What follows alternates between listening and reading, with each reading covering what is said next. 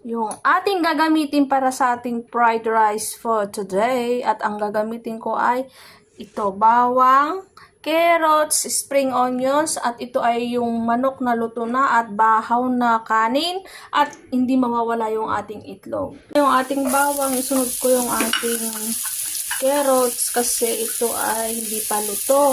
Ayan. Ayan siya.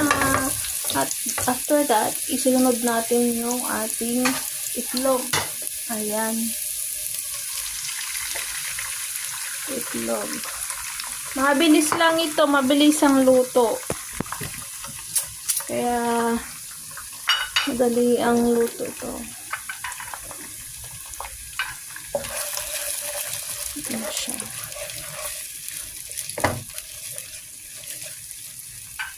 Ating itlog, lagyan natin ito ng black pepper na. Ayan. And then, konting seasoning powder na lagi kong ginagamit, pampalasa. Ayan. Hanggang sa maging slight brown yung ating itlog. Natin ng konting spring onion, panggisa din sa ating bawang. Ayan. Then, ilagay na natin itong ating nalutong karne ng manok. Ayan. Mekos-mekos natin. Madali ang luto. Ayan. Ilagay na natin itong ating kanin. Ayan. Mix na natin ito. Mekos-mekos. Ayan siya, yung ating fried rice. Na mekos-mekos na.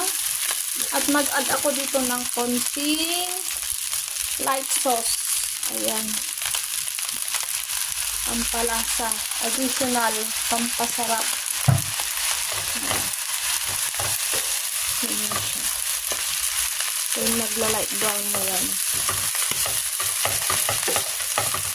Ayan na yung kulay niya. Ayan. Then, lagyan na natin yung sili.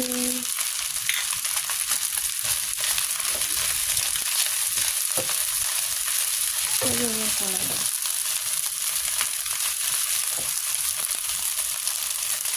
Na yung ating fried rice.